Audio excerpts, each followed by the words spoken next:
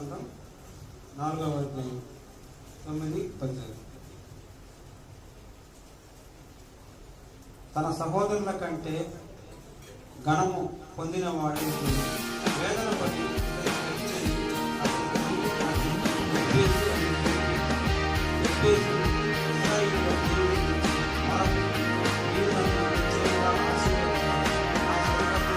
విశాలపరిచి, నీ చెయ్యి నాకు తోడుగా ఉండ దయచేసి నాకు కీడు రాకుండా దానిలో నుండి నన్ను తప్పించుమని ప్రార్థింపగా దేవుడు అతడు మనవి చేసిన దానిని అతనికి దయచేసను. మా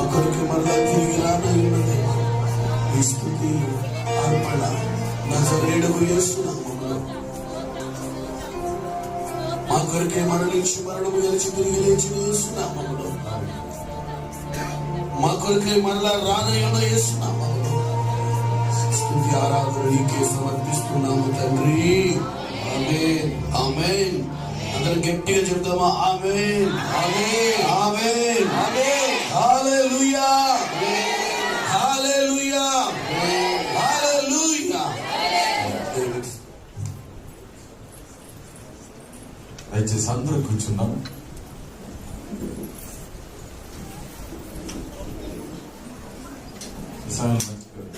ఆ కూర్చున్న పరిశుద్ధ గ్రంథాలే చూపించండి.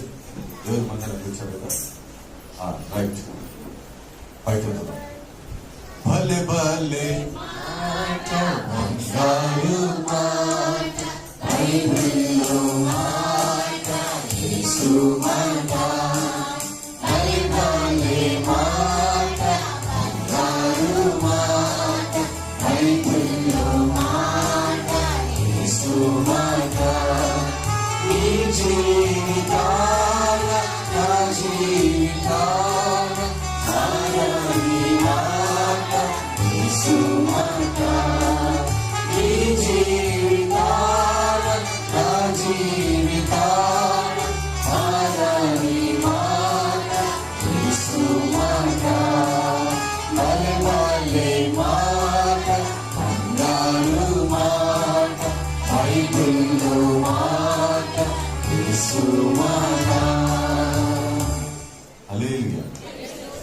సమయంలో మన కొరకు కదా, మన సమయంలో జీవకుడి కొరకు ఏర్పాటు చేయబడినటువంటి దయచేసి మన మధ్యలో ఉన్నారు. సమయం లేదు కానీ అయ్యగారు మీకు తెలుసు కదా, ఎంతమంది తెలియని అందరూ తెలుసు కదా. కాబట్టి ఈ సమయాన్ని నేను త్వరగా అయ్యగారికి ఇస్తున్నా. వాక్య సందేశం అందించడానికి మన మధ్యలో ఉన్న ఆదరణ మినిస్ట్రీస్ వ్యవస్థాపకులు రెవరెండ్ డి సంపత్ పాస్టర్ గారికి ఈ సమయాన్ని అప్పుడు చెప్తున్న వాక్యం అందించడానికి మనకు ఈ సమయాన్ని ఇస్తున్నా. దయచేసి ఆ పక్కన ప్లేస్ ఉందా, ఆ బండ మీద అన్నా కూర్చొని పెట్టండి. ప్లేస్ లేకపోతే ఇంకెవరన్నా కూర్చోగలిగితే ముందు కొంచెం జరగండి. కింద కూర్చోగలిగిన ఈ సమయాన్ని అయ్యగారికి నేను అప్పుడు చెప్తున్నా. దయచేసి అందరూ చప్పట్లు కొడుతూ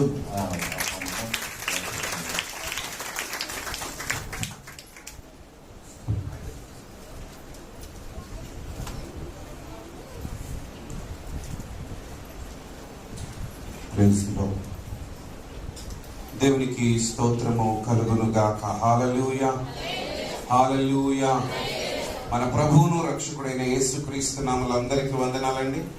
అందరికి వందనాలు. రక్షణ సన్నిధి వారికి ప్రత్యేకమైన వందనాలు. ఈ ప్రత్యేకమైన ఉజ్జీవకుడికి వచ్చిన ఇతర సంఘాల వారికి కూడా వందనాలు. స్థానిక కాపరి జాన్ చిరంజీవి గారికి నా ప్రత్యేకమైన వందనాలు. దేవుడు వారిని, వారి కుటుంబాన్ని, పరిచర్యను అధికముగా దీవించును గాక. ప్రియులారా, ఈ దినం మీతో ఉండడం నాకెంతో సంతోషం. మీ మధ్యలో చదవబడిన లేఖన భాగాన్ని జ్ఞాపకం చేసుకుందాం. ఒకసారి అందరం తెరచి చూద్దామా? దినవృత్తాంతముల గ్రంథం, మొదటి దినవృత్తాంతముల గ్రంథం 4వ అధ్యాయము. మొదటి దినవృత్తాంతములు 4వ అధ్యాయం. ఫస్ట్ క్రానికల్ చాప్టర్ 4 9వ వచనం. అందరం కలిసి ఏక కంఠంతో ఒకసారి చదువుదాం. అందరం కలిసి చదువుదాం. ఎబ్బేచు తన సహోదరుల కంటే ఘనము పొందిన వాడయుండెను. వేదన పడి ఇతని కంటినని అతని తల్లి అతనికి ఎబ్బేజు అని పేరు పెట్టారు. ఎబ్బేజు ఇశ్రాయేలు దేవుని గూర్చి మొరపెట్టి, నీవు నన్ను నిశ్చయముగా ఆశీర్వదించి నా సరిహద్దును విశాలపరచి నీ చెయ్యి నాకు తోడుగా ఉండ దయచేసి నాకు కీడు రాకుండా దానిలో నుండి నన్ను తప్పించుము అని ప్రార్థింపగా దేవుడు అతడు మనవి చేసిన దానిని అతనికి దయచేసెను. ప్రియులారా, చదవబడిన ఈ లేఖన భాగంలో మనం జ్ఞాపకం చేసుకుంటే ఒక వ్యక్తి మనకు కనబడుతున్నాడు. ఆయన పేరు ఎబ్బేజు. అందరు పలకండి. ఎవరికైనా ఉందా పేరు? మీ చుట్టుపక్కల గాని మీ స్నేహితులకు గాని బైబిల్ పేరే, కానీ ఎవ్వరు ఈ పేరు పెట్టుకోరు. ఎందుకంటే ఎబ్బేజు చెడ్డోడని కాదు, ఎబ్బేజు అనే మాటకున్న అర్థము చాలా మందికి నచ్చదు. ఎబ్బేజు అనేటువంటి మాటకి అర్థం ఏంటంటే వేదన పుత్రుడు అని అర్థం, బాధ కలిగించువాడు అని అర్థం. అంటే వాళ్ళ అమ్మ ఆ కానుపు సమయంలో ఏదో బాధలో ఉందట. బాధ అనగానే అందరికీ కానుపు కలిగేటువంటి స్త్రీకి ఏం బాధ ఉంటుంది చెప్పండి? ప్రసవ వేదన, అవునా?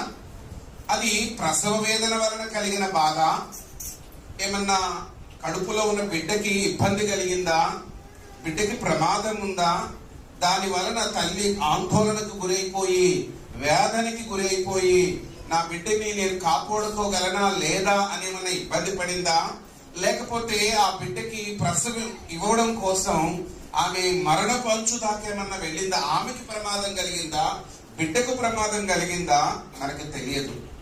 అంటే ఆమెకు ఒకవేళ శరీర సంబంధమైన బాధ, వ్యాధికి సంబంధించినటువంటి బాధ ఒకవేళ ఆమెకి కలిగి ఉండొచ్చు, లేక ఆమె మనసుకు ఏమైనా బాధ కలిగి ఉండొచ్చు.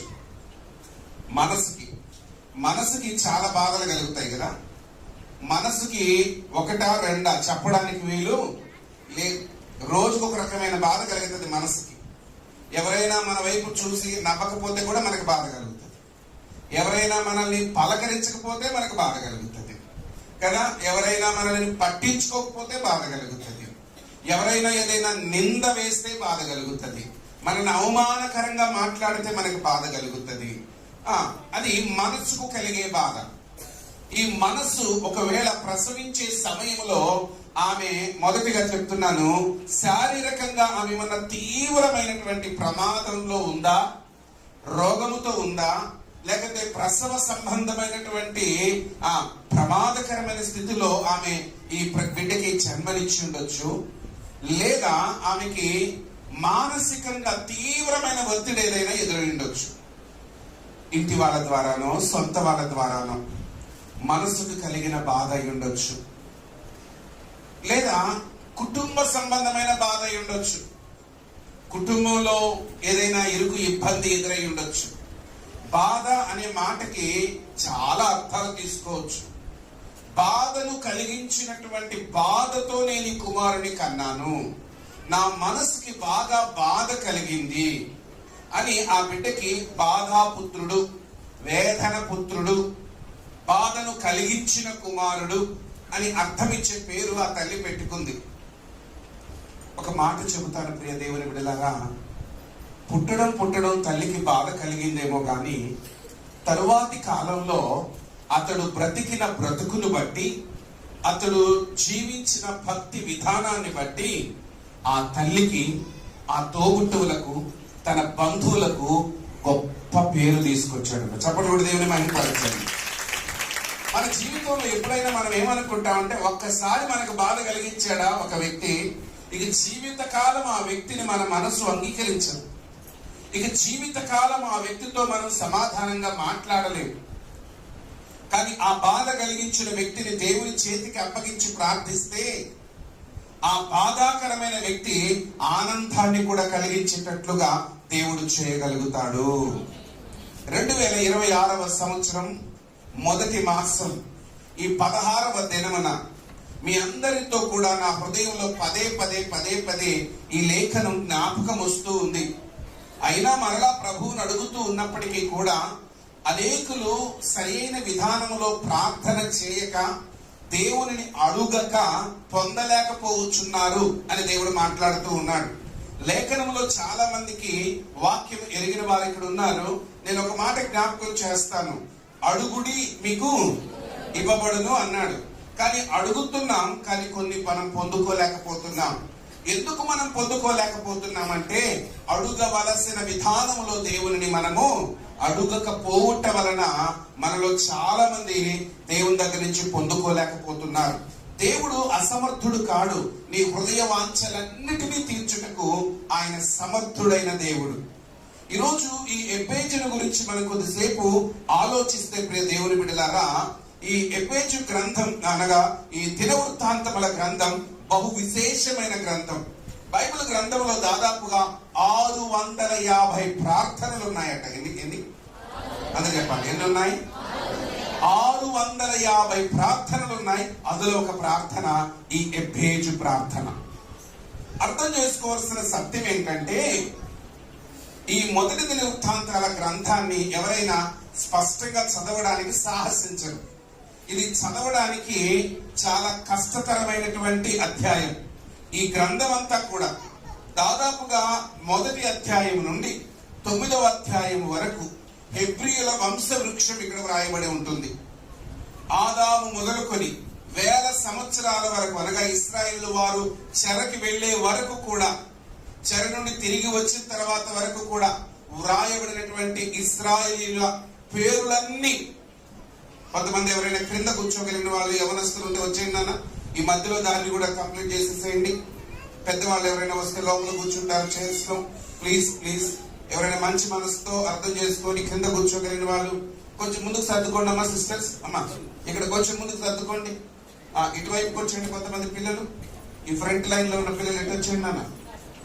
హల్లెలూయా. ఇంకొంచెం వెనక ఒక 2-4 చైర్లు ఖాళీ ఉంచండి, మంచిది. పిల్లరా, ఇక్కడ మనం జ్ఞాపకం చేసుకున్నట్లయితే ఈ మొదటి దినవృత్తాంతాల గ్రంథాన్ని చదవడానికి సాహసిస్తే మనకి చాలా కష్టం అనిపిస్తుంది. అందుకే ఈ గ్రంథాన్ని చదవడానికి చాలా మంది తప్పిస్తూ ఉంటారు, స్కిప్ చేస్తూ ఉంటారు. ఎందుకో మీకు చెప్తాను. ఒకసారి అందరూ కూడా మొదటి దినవృత్తాంతముల గ్రంథం 4వ అధ్యాయం 4వ అధ్యాయం మొదటి వచనం నుంచి బిగ్గరగా, ఫస్ట్ క్రానికల్ చాప్టర్ 4 verse 1 మొదటి వచనం నుంచి, మొదటి దినవృత్తాంతములు 4వ అధ్యాయం మొదటి వచనం నుంచి బిగ్గరగా స్పష్టంగా అందరూ కలిసి చదవండి. అందరూ కలిసి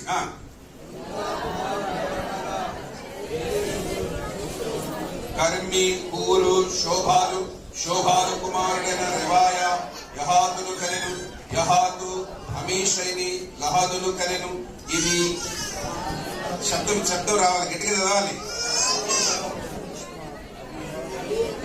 తగ్గిపోతున్నారు, చదవడం తగ్గిపోతుంది.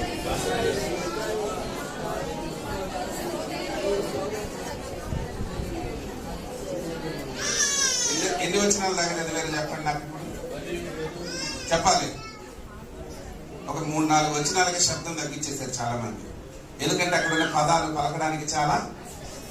1వ అధ్యాయం నుంచి ఏ పేర్లు ఉంటాయి? 1వ అధ్యాయం నుంచి ఇవే పేర్లు ఇక్కడ మనకు కనబడతాయి. సరే, కనీసం 7వ వచనం నుంచి చదువుదామా? హెలా కుమారులు ఎవరనగా చెరేతు, సోహారు, ఎత్నాను, కోజు, అనూబును, ఆరము కుమారుడైన అహర్నేలు యొక్క వంశములను కనెను. ఆ 1-2 వచనాలలోనే చాలా పేర్లు ఉన్నాయి కదా.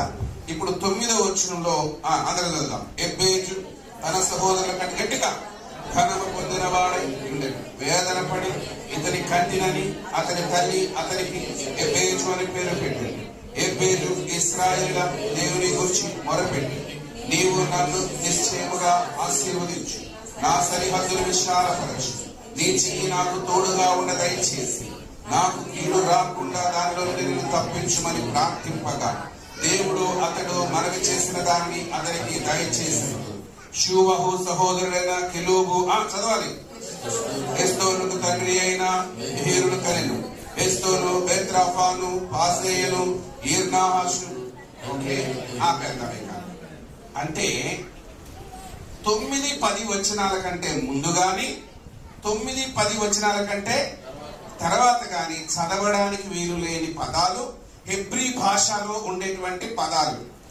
ఇవన్నీ చదవాలంటే ఇబ్బంది అయ్యి చాలా మంది దీన్ని చదవడానికి ఇబ్బంది పడతారు. కానీ పరిశుద్ధాత్మ దేవుడు వారు వీరిని కలను వీరు వీరిని కలను అని చెబుతూ ఉన్నప్పుడు ఎబ్బేజు పేరు రాగానే గ్రంథకర్త ఎజ్రా, ఈ గ్రంథాన్ని వ్రాసింది ఎజ్రా అనేటువంటి శాస్త్రి, మంచి గ్రంథకర్త. ఈ గ్రంథకర్త అయినటువంటి ఎజ్రాకి ఎబ్బేజు జీవితం ఆకర్షణీయంగా అనిపించింది. అక్కడ అన్ని పేర్లు ఉన్నాయి కానీ వాళ్ళందరికీ జీవిత చరిత్రలు ఉన్నాయి, కానీ వాళ్ళెవరి గురించి కూడా మనకు అంత వివరంగా వ్రాయబడలేదు. ఎబ్బేజు గురించి మాత్రమే బహు వివరంగా వ్రాశారు. హల్లెలూయా.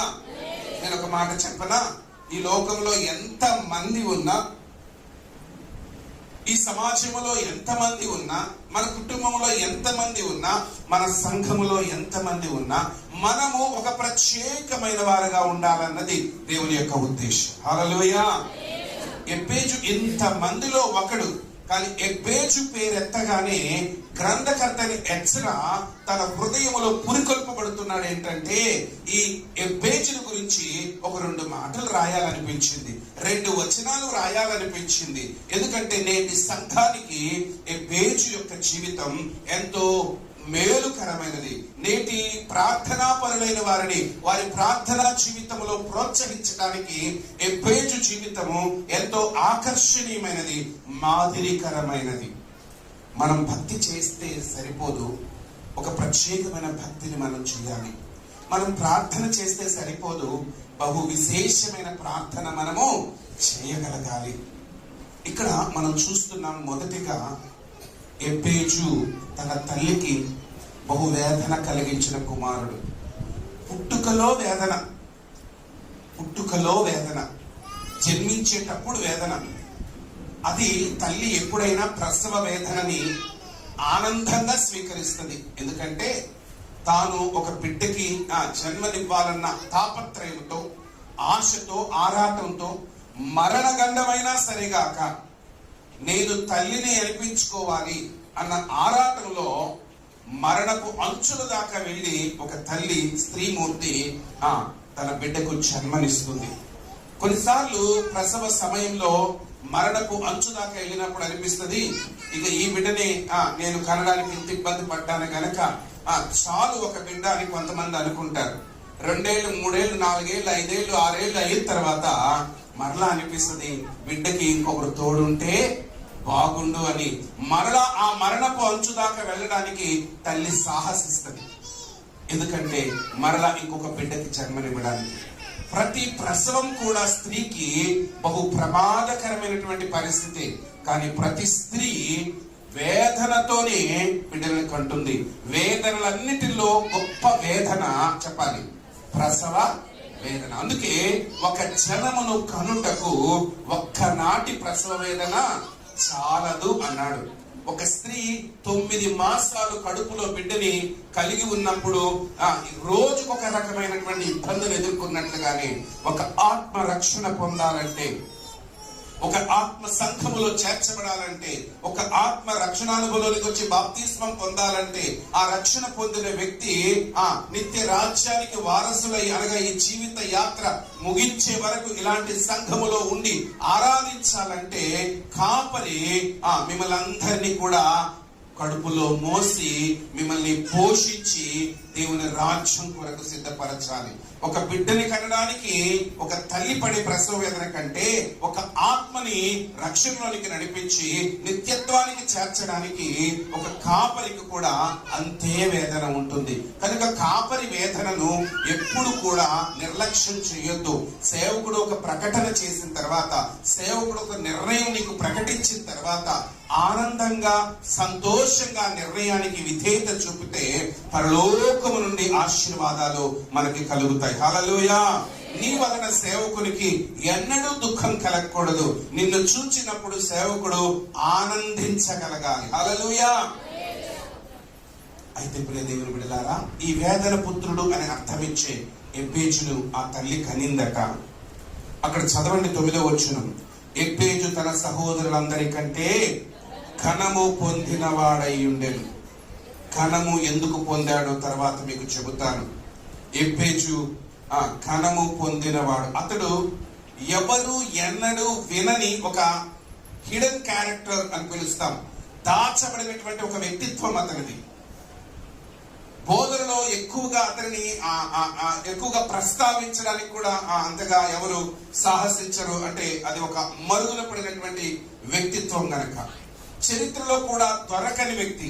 విచిత్రం ఏంటంటే ఇంత బైబిల్లో ఎబ్బేజును గురించి కేవలం ఈ 2 వచనాలలో తప్ప ఇక మొదటి పేజీ నుంచి చివరి పేజీ వరకు ఎక్కడ వెతికినా ఎబ్బేజిక. ఇలాంటి ఒక విశేషమైనటువంటి వ్యక్తిని ఈరోజు నేను మీకు జ్ఞాపకం చేయడానికి గల కారణం ఏంటంటే అతడు వేదనతో తల్లి అతన్ని కన్నది.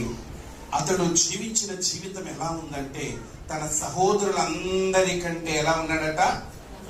ఘనమైన వాడుగా ఉన్నాడు, ఘనత పొందినటువంటి వాడుగా ఉన్నాడు. ప్రియ దేవుని బిడ్డలారా, ఘనమైన వ్యక్తిగా బ్రతకాలంటే ఒక పని చేయాలి. అది ఆ పని అతడు చేశాడు. అదేంటంటే ప్రార్థన. అందరూ చెప్పండి, ఏం చేశాడు? ఏం చేశాడు? ప్రార్థన అనేది సులువైన మాటగా అనుకుంటారు కొంతమంది. ఇప్పుడు ఇక్కడ సేవకులు చాలా మంది ఉన్నారు. మీరు ఎవరైనా వచ్చారనుకోండి, చూసావా నేను వచ్చానని గమనించి కూడా నాకు కనీసం ఏమీ లేదు. కొంతమందికి పాటలు ఇవ్వాలి, కొంతమందికి ఏమి ఇవ్వాలి, కనీసం ప్రార్థన అన్నా ఇవ్వలేదంటారు. అంటే వాళ్ళ దృష్టిలో కనీసం ప్రార్థన అంతా కనీసం. కనీసం అంటే ఏంటి? చీపా, చాలా అది లాస్ట్ అన్నమాట. కనీసం ఏమి ఇవ్వాలి? కాదు. ప్రార్థన అన్ని విషయాలలో బహుఘనమైనది. పుష్పాలు చాలా ఉన్నాయి, పువ్వులు చాలా ఉంటాయి కదా, ఎన్నో రకాల పువ్వులు ఉంటాయి. కానీ ఎక్కువగా ఏ పుష్పాన్ని ఇష్టపడతారంటే పరిమళాన్ని వెదజల్లే పుష్పాన్ని అందరూ ఇష్టపడతారు. అవునా? మనము ఇలాంటి బొకేస్ లో ఉండే న్యాచురల్ ఫ్లవర్స్ ఉంటాయి కొన్ని. ఈ న్యాచురల్ ఫ్లవర్స్ లో అందం బాగుంటుంది, కానీ ఏముండదు. పెళ్లిళ్ళకి డెకరేషన్ చేసినప్పుడు చాలా అందమైన పువ్వులు, రంగుల పువ్వులు కనబడతాయి అక్కడ. అవి పట్టుకోవడానికి, ఫోటో దిగడానికి బాగుంటాయి, కానీ తలలో మాత్రం పెట్టుకోరు. ఎందుకు? వాటిలో ఏం లేదు. అందుకే ఒక భక్తుడు ఏమన్నాడు తెలుసా? ప్రార్థన లేని జీవితం వాసన లేని పుష్పము వంటిది అన్నాడు. చెప్పాలి, ప్రార్థన లేని జీవితం వాసన లేని పుష్పం లాంటిది. వాసన లేని పుష్పాన్ని ఎవరు ఇష్టపడరు. అలాగే ప్రార్థనా జీవితం లేని వారు దేవుని సంతోషపరచలేరు. ప్రార్థనా జీవితం లేని వారు దేవుని ఆశీర్వాదాన్ని పొందలేరు. ప్రార్థన అనగా ఒక వ్యక్తి జీవితంలో నువ్వు రక్షించబడిన తర్వాత ఊపిరి ప్రార్థన. నువ్వు రక్షించబడిన తర్వాత దేవుని రాజ్యానికి చేరే వరకు 3 రకాల ప్రార్థనా జీవితాలు మనకు ఉండాలి. 1 వ్యక్తిగత ప్రార్థన ఉండాలి, 2 కుటుంబ ప్రార్థన ఉండాలి, 3 సంఘ ప్రార్థన ఉండాలి. మళ్ళా చెప్పండి, 1 వ్యక్తిగత ప్రార్థన ఉండాలి, 2 కుటుంబ ప్రార్థన ఉండాలి, 3 చాలా మంది సంఘ ప్రార్థన అంటే సంకల వాయువులు ఎట్టుకొని గబుగబుగా పరిగెత్తారు, కానీ పైకి భక్తి పరులుగా కనబడతారు, కానీ ఇంట్లో చెప్పాలి ఒంటరిగా ఒక 10 నిమిషాలు కూడా ఒక మూల కూర్చొని ప్రార్థన చేయలేరు. వాళ్ళకి మైక్ ఇచ్చామనుకోండి, వాక్యం టైం కూడా వాళ్ళే గుంజేసుకుంటారు. దీర్ఘ ప్రార్థన. ఏం ప్రార్థన? బహిరంగ విస్తరించి ప్రార్థన. కొంతమందికి అది ఇష్టం. అది శాస్త్రుల పరిశీలన యొక్క లక్షణం అంట. వాళ్ళు ఏమనుకుంటారంటే విస్తరించి ప్రార్థించడం వలన దేవుడు మా మనవిని వింటాడు అనుకుంటారట. ఎప్పుడైనా పాస్టర్ గారు సడన్ గా ప్రార్థనించారనుకోండి, కానుకల కోసం ప్రార్థన చేయమంటే కానుకల కోసం మాత్రమే చెయ్యాలి, వాక్యం కోసం చేయమంటే వాక్యం కోసమే చెయ్యాలి. కొంతమంది మొదలు పెట్టారంటే ఇక వాళ్ళు ఆపరు. పక్కన వాళ్ళు ఆమె చెప్పే వరకు, గుంజే వరకు సౌండ్ తగ్గించిన కొంతమంది ఆపరు. ఒకసారి ఇలాగే ఒక వ్యక్తి మరణ పడకలో ఉందంట. డాక్టర్లు చెప్పారట ఇక ఆమె క్షణాలలో చచ్చిపోతుంది అని.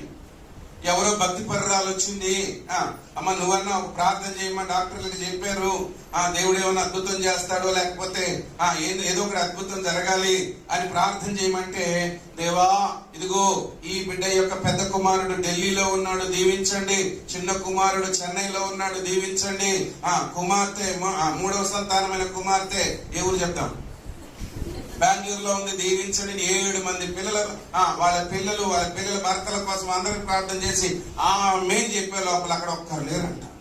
కనీసం ఎవరు లేరు, ఆ పేషెంట్ కూడా లేదు. ఏమైంది పేషెంట్ అంటే, అయ్యా మీరు ఢిల్లీలో ఉన్నప్పుడే చచ్చిపోయింది, మీరు ప్రార్థనలో ఉన్నారు కదా అని నిశ్శబ్దంగా తీసుకెళ్లిపోయామయ్యా. కాబట్టి సందర్భానుసారమైన ప్రార్థనలు అవసరం, జ్ఞానయుక్తమైన ప్రార్థనలు అవసరం. ఈరోజు ఎబ్బేజు చేసిన ప్రార్థన నీ ఆత్మీయ జీవితాన్ని ప్రోత్సహించి నీ ప్రార్థనా విధానాన్ని మార్చాలి. అది దేవుని యొక్క ఉద్దేశం. ఎబ్బేజు దేవునికి ప్రార్థన చేశాడు. దేవునికి అతడు ఏ ప్రార్థన అయితే చేశాడో అది దేవుడు ఏం చేశాడట, ఆలకించాడు. చెప్పండి, ఏం చేశాడు? ఆలకించాడు. ఏమని ప్రార్థన చేశాడో 4 సంగతులు ఎవరికైనా తెలుసా? విన్నారా ఇంతకుముందు ఎప్పుడైనా? కొంతమంది విన్నారు కదా. సో జాగ్రత్తగా దేవుడు గుర్తు చేస్తున్నాడంటే నీ ప్రార్థన బలిపీఠాన్ని తిరిగి కట్టడానికి ఈరోజు ఈ లేఖనం సెలవిస్తా ఉంది. నీ ప్రార్థన బలిపీఠం కుంటుబడిపోయింది, నీ ప్రార్థన బలిపీఠం వెనకబడిపోయింది. నేను మొదలుగా చెప్పాను, ఒంటరి ప్రార్థన ఉండాలి. కనీసం రోజులో 1 గంట సేపైనా ఒంటరిగా దేవునితో నీవు ప్రార్థన చేయగలిగితే అపవాది శోధనల నుంచి తప్పించబడతావు. ప్రభువైన యేసుక్రీస్తు ఒక మాట అంటాడు, మీరు శోధనలో ప్రవేశించకుండానట్లు మెలకువగా ఉండి ప్రార్థన ఎందుకు చేయాలంటే, శోధన వచ్చినప్పుడు శోధనలు ఏం కాకుండా ఉండాలి. Pray that you will not enter into temptation, or pray that you will not fall into temptation. శోధనలు ఏం కావద్దంటే మనము పడిపోకూడదు. శోధనలో పడిపోకుండా మనల్ని కాపాడేది ప్రార్థన. ఒంటరి ప్రార్థన గదిలోనికి వెళ్ళి చేసుకోవచ్చు, ప్రయాణం చేస్తూ చేసుకోవచ్చు, పనులు చేస్తూ చేసుకోవచ్చు. ఎప్పుడు కూడా దేవునితో ప్రార్థనలో గడపాలి. నీ ఆత్మ దేవునితో విలీనమైపోవాలి. రెండవది, కుటుంబంగా భర్త రక్షణ లేకపోతే ఆ కుటుంబం కలిసి ప్రార్థన చేయలేదు. భార్యకి రక్షణ లేకపోతే ఆ కుటుంబం ఏం చేయలేరు, కలిసి ప్రార్థన చేయలేరు. కానీ విచారం, దుఃఖం ఏంటంటే ఈ రోజుల్లో చాలా మంది భార్యాభర్తల రక్షణ పొందిన వాళ్ళే, వీలైతే సేవలు చేయగలిగిన వాళ్ళే, కానీ కుటుంబాల్లో ఏముండడం లేదు. ప్రార్థన బలిపీఠాన్ని అపవాది దొంగిలిస్తున్నాడు, పడద్రోస్తున్నాడు. మన కుటుంబాల్లో 2026వ సంవత్సరం ఒక సమయాన్ని నిర్ణయించుకొని భార్య భర్త పిల్లలు కలిసి ఏక మనసుతో దేవుని ప్రార్థిస్తే అపవాది మొట్టమొదటిగా కలవరపరిచి విరగ్గొట్టేది కుటుంబాన్ని. ఈ లోకంలో మీరు గమనించండి, దేవుడు కట్టిన కుటుంబాన్ని మొట్టమొదటిగా సాతానుడు ఏం చేశాడు, శోధించాడు. దేవుడు మొదటిగా కుటుంబాన్ని కట్టాడు ఈ లోకంలో, ఆయన సంఘాన్ని కట్టలా. ఆదాము హవ్వలను ఒక కుటుంబంగా కట్టాడు. ఆ కుటుంబంలోనికి ఎవరు ప్రవేశించారు? సాతానుడు ప్రవేశించాడు. ఆ కుటుంబంలోనికి సాతానుడు ప్రవేశించి దేవునితో ఉన్న బంధాన్ని దూరం చేసేసాడు. ఈరోజు మన కుటుంబాల్లోనికి సాతానుడు దూరుతున్నాడు. అది ఎవరి ద్వారా సాతానుడు ప్రవేశిస్తున్నాడో మనకి తెలియదు. ఆ అపవాదిని జయించాలంటే, శోధనకరమైన పరిస్థితులను ఎదుర్కోవాలంటే మొదటి విషయం ఒంటరి ప్రార్థన ఉండాలా, 2 కుటుంబ ప్రార్థన ఉండాలి, 3వది సంఘ ప్రార్థన. సేవకులతో ఆత్మీయులతో కలిసి, ఆత్మీయులతో సేవకులతో కలిసి ఏక మనసుతో ఎడతెగక ప్రార్థించారు 120 మంది మేడగదిలో. అప్పుడే వాగ్దానం చేయబడిన పరిశుద్ధాత్ముడు వారి మీదకి దిగి వచ్చాడు. దేవునికి మహిమ కలుగును గాక. పేతురు చెరసాలలో ఉన్నప్పుడు ఆ సంఘము అత్యాశక్తితో ప్రార్థించినప్పుడు ఏం జరిగింది చెప్పండి? సంఖ్యలు ఎండిపోయాయి. పేతురు గారు బయటకు వచ్చారు. కాబట్టి నేను మీకు జ్ఞాపకం చేస్తున్నాను, ఎబ్బేజు ప్రార్థన గురించి జ్ఞాపకం చేస్తూ మొదటగా మీతో చెబుతున్నాను, ప్రతి విశ్వాసి కూడా, దేవుని బిడ్డలమైన మనము ఒంటరి ప్రార్థన అనుభవం కలిగి ఉండాలి, కుటుంబ ప్రార్థన అనుభవం కలిగి ఉండాలి. మూడవది సంఘ ప్రార్థన అనుభవం కూడా కలిగి ఉండాలి. ఇప్పుడు ఎబ్బేజు చేసిన ఈ ప్రార్థనని ఒంటరి ప్రార్థనలోని భాగం అని చెబుతాను నేను. It's a personal prayer. ఒంటరి ప్రార్థనలో ఏముంటుందో తెలుసా? చాలా స్వేచ్ఛ ఉంటుంది. మనము దేవుడే ఏదైనా చెప్పుకోవచ్చు. చెప్పండి, ఏమైనా చెప్పుకోవచ్చు. మన గుండె లోతుల్లోని బాధలన్నీ చెప్పుకోవచ్చు, మన రహస్యాలన్నీ చెప్పుకోవచ్చు. బహిరంగ ప్రార్థనలో ఇప్పుడు బహిరంగంగా ప్రార్థన చేస్తున్నాను, ఇక్కడ అక్కడ కూర్చున్నటువంటి సహోదరుడు నాకు నచ్చలేదు, దేవా ఈ రాము నన్ను బాగా బాధ పెడుతున్నాడు ప్రభా అంటే రాము ఇంక మళ్ళా బాధపడతాడు. ఆయన ఇంతకుముందు నన్ను బాధ పెట్టాడు, ఇప్పుడు నేను ప్రార్థనలో గట్టిగా చేస్తే ఆయన బాధపడతాడు. లేకపోతే నా భార్య కోసం ప్రార్థన చేయాలనుకో, నా పిల్లల కోసం చేయాలనుకో, లేకపోతే ఎవరైనా నన్ను ఇబ్బంది పెట్టిన వాళ్ళ పేర్లు ఎత్తి ప్రార్థన చేయాలనుకో, అప్పుడు ఏమనిపిస్తుంది తెలుసా? వాళ్ళు ఏమన్నా అనుకుంటారు. అందుకని బహిరంగ ప్రార్థనలో యథార్థపు మాటలు పలకలేవు. వాళ్ళు ఏమన్నా అనుకుంటారు కనుక, ప్రభువా నా బాధలన్నీ నీకు అప్పగిస్తున్నా, నన్ను ఎవరెవరు బాధ పెట్టారు వాళ్ళందరూ నీకు అప్పగిస్తున్నా అనొచ్చు. ఒంటరి ప్రార్థనలో ఎవరెవరు బాధ పెట్టారు 1 2 3 4 అని ఏం చేయొచ్చు? పేర్లు చెప్పొచ్చు దేవుడికి. ఎవరు వినరు కదా. అంతమంది ఏం చేస్తారు తెలుసా? మామూలుగా వాళ్ళని తిట్టలేక ప్రార్థనలో, ప్రభువా మా ఆయన సైతాన్ అయిపోయాడు ప్రభువా, ఆయనలో నుంచే సైతాన్ మా ఇంట్లోకి వస్తుంది ప్రభువా, నా పెద్దోడు నాకు పెద్ద శోధన కలిగిస్తున్నాడు ప్రభువా. అప్పుడు ఆ పెద్దోడు ఆయన విన్నాడు అనుకోండి, వాళ్ళకి ఏమొస్తుంది? నీ ప్రార్థన విన్నప్పుడు మామూలుగా మనం ప్రార్థన చేస్తుంటే ఎవరైనా వచ్చి పక్కనే అలా కూర్చొని అవును ప్రభువా అని ఏకీభవించాల. కానీ మనం ఇతరుల మీద కంప్లైంట్లు పెద్ద పెద్దగా దేవుడికి ఇస్తున్నాం అనుకోండి, వాళ్ళకి మన ఇంట్లో ప్రార్థనకు కూర్చోబుద్ధి. కొంతమంది అంటారు, ఎందుకు మీ ఇంట్లో కుటుంబారాధన జరగదంటే, మా అమ్మ ప్రార్థన ఎత్తుకుంటే మా గురించి దేవుడికి చాలా ఏమంటది రిపోర్ట్లు ఫిర్యాదులు చేస్తా ఉంటది కదా. కాదు కాదు. అందుకే ఒంటరి ప్రార్థనలో ఉన్నదంతా దేవుడికి చెప్పుకోవచ్చు. ఎబ్బేజు చేసిన ఒంటరి ప్రార్థనలోని మొదటి సంగతి, నేను 4 సంగతులు మీ ముందుకు తీసుకురావాలి. ఎందుకంటే మీ అందరి ప్రార్థనలో ఈ 2026వ సంవత్సరం మన ప్రార్థన విధానం మారాలి. హల్లెలూయా. ఎందుకంటే దేవుని వాక్యం సెలవిస్తుంది, మీరు అడుగక ఏం చేయలేకపోతున్నారట? పొందలేకపోవచ్చున్నారు. మీరు అడుగక పొందలేకపోవచ్చున్నారు. ఏమని అడగాలి అంటే, ఎబ్బేజు అడిగినట్లు అడగాలి. అండ్ ఎబ్బేజు చేసినట్లు ఒంటరి ప్రార్థన మనకు ఉండాలి. హల్లెలూయా. మొదటిగా ఏమని ప్రార్థన చేశాడో మొదటి దినవృత్తాంతముల గ్రంథం 4వ అధ్యాయం 10వ వచనం మనం చూద్దాం. ఎబ్బేజు ఇశ్రాయేలు దేవుని గురించి మొరపెట్టి, నీవు నన్ను నిశ్చయంగా ఆశీర్వదించు. అక్కడ కాదుగా, నంబర్ 1, నీవు నన్ను నిశ్చయముగా ఆశీర్వదించి, bless me indeed, surely you will bless your lord అంటూ ఉన్నాడు. ఎందుకంటే చూసిన వాళ్ళల్లా అంటున్నారట, అరే మీ అమ్మకి దుఃఖం కలిగించి పుట్టినవురా నువ్వు పుట్టడంతో మీ అమ్మకి సావు బతుకులోంచి బయటకు వచ్చిందిరా, మీ అమ్మకి నెమ్మది లేదురా నీ వల్ల. నేనేం చేసిన? నా జననానికి మా అమ్మ దుఃఖానికి నేనేమైనా కారణమా? అందరూ నన్నెందుకు అంటున్నారు? ఒక మాట, ఎంతగా తన హృదయం గాయపడిందో మనకి తెలియదు కానీ దేవుణ్ణి మొదటగా అడుగుతున్నాడు, ప్రభా నేను నా ఇంటి వాళ్ళకి దుఃఖం కలిగించానంట, ముఖ్యంగా మా అమ్మకి నేను దుఃఖం కలిగించానంట ప్రభా, ఇప్పుడు నువ్వు నన్ను ఆశీర్వదించు. నీవు నన్ను ఆశీర్వదిస్తే నేను వాళ్ళకి ఆశీర్వాదకరంగా ఉండగలుగుతాను. ఈరోజు దేవుణ్ణి అడగాల్సిన మొదటి మాట ఏంటో తెలుసా? దేవా నిశ్చయముగా నీవు నన్ను ఆశీర్వదించు. నోరు తెరిచి ప్రతి ఒక్కరు కూడా దేవునితో అడగండి. గుండెల మీద చేయబెట్టుకొని హృదయపూర్వకంగా ప్రభువా చెప్పండి, ప్రభువా నిశ్చయముగా నీవు నన్ను ఆశీర్వదించు. నిశ్చయముగా నీవు నన్ను ఆశీర్వదించు. ఆశీర్వాదాలంటే ఇష్టమా కష్టమా? మనకి వాగ్దానాలంటే ఇష్టమా కష్టమా? ఎందుకు ఇష్టం చెప్పండి? వాగ్దానాలలో అన్ని ఏముంటాయి? ఎక్కువగా ఆశీర్వాదపు మాటలే ఉంటాయి. సేవకులు ప్రార్థన చేసి కొంతమందికి ఇదిగో దేవుడు నిన్ను గొప్ప స్థితికి తీసుకెళ్లిపోతున్నాడు అని అంటే చాలా ఆనందం. ఆశీర్వాదపు మాటలు పలికారనుకోండి, వాళ్ళకి చాలా ఆనందం.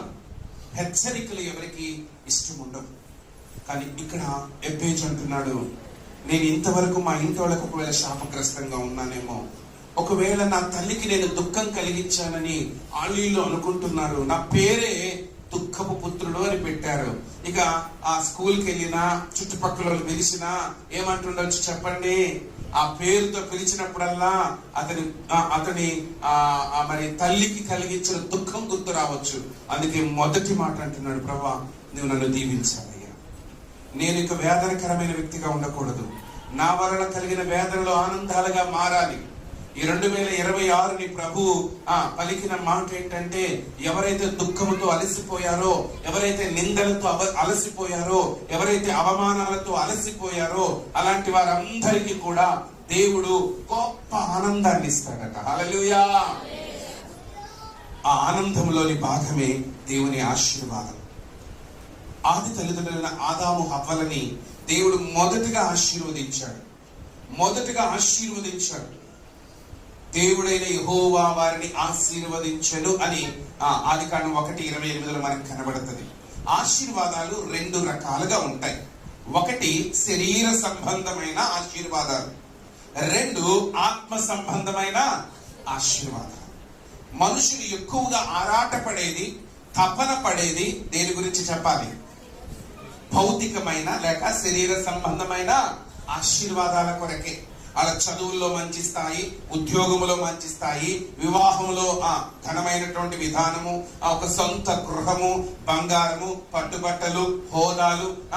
భౌతికంగా చాలా మంది ఆశీర్వాదం అది మాత్రమే అనుకుంటున్నారు. అది మాత్రమే కాదు, అది కూడా దేవుడు తన బిడ్డలని ఆశీర్వదించడం మొదలు పెట్టాడా, ఎన్నటెన్నటికి దేవుడు ఆశీర్వదిస్తూనే ఉంటాడు. ఆయన ఆశీర్వాదానికి పరిమితి లేదు. చెప్పండి, ఆయన ఆశీర్వాదానికి ఏం లేదు? పరిమితి లేదు. కొంతమంది పెద్దల ఆశీర్వాదం, తల్లిదండ్రుల ఆశీర్వాదం, బంధువుల ఆశీర్వాదం, సేవకుల ఆశీర్వాదం కొరకు వెళ్ళి వాళ్ళ కాలు మొక్కే వాళ్ళు కొందరు, వాళ్ళ చేయిని తల మీద పెట్టించుకునే వాళ్ళు కొందరు ఆశీర్వదించమని. అయితే అద్భుతం ఏంటో తెలుసా? మనుషుల ఆశీర్వాదాల కంటే, సేవకుల ఆశీర్వాదాల కంటే దేవుని ఆశీర్వాదం అతి శ్రేష్టమైనది అని ఎబ్బేజు ఎరిగిన వాడై, దేవా నీవు నన్ను నిశ్చయముగా ఆశీర్వదించుము అంటూ ఉన్నాడు. వినరా, దేవుని ఆశీర్వాదం పొందాలంటే ఒక నియమం ఉంది. ద్వితీయోపదేశకాండం 28వ అధ్యాయం 1వ వచనములో మనందరం కూడా తరచు చదువుతుండొచ్చు. ద్వితీయోపదేశకాండం 28 1వ వచనం. నీవు నీ దేవుడైన యెహోవా మాట శ్రద్ధగా విని నేడు నేను నీకు ఆజ్ఞాపించుచున్న ఆయన ఆజ్ఞ అన్నిటినీ అనుసరించి నడుచుకున్న ఎడల నీ దేవుడైన యెహోవా భూమి మీద ఉన్న సమస్త జనముల కంటే నిన్ను హెచ్చించును. అక్కడ క్రింద ఆశీర్వాదపు మాటలు ఎన్నో ఉన్నాయి.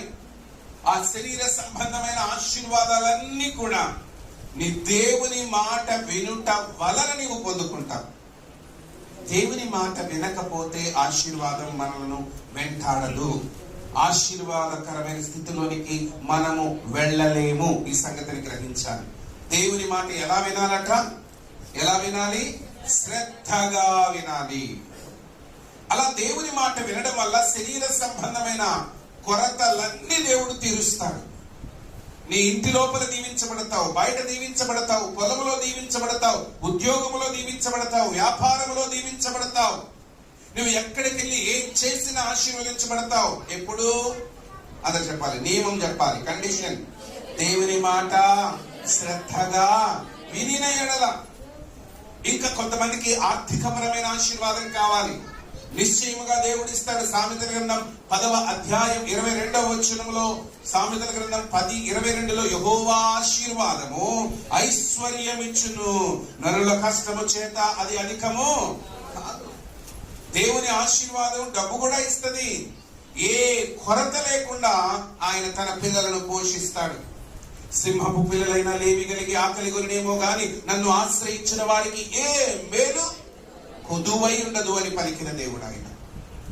అందుకే అబ్రహామును దేవుడు ఏం చేశాడని చెప్పాలి? ధనవంతునిగా చేశాడు. చెప్పండి, ఎవరు ఏం చేశాడు అబ్రహాముని దేవుడు? ధనవంతుడిగా చేశాడు. ఆదికాండం 32వ అధ్యాయంలో ఆదికాండము హల్లెలూయా ఒకసారి 14:19 చదవండి.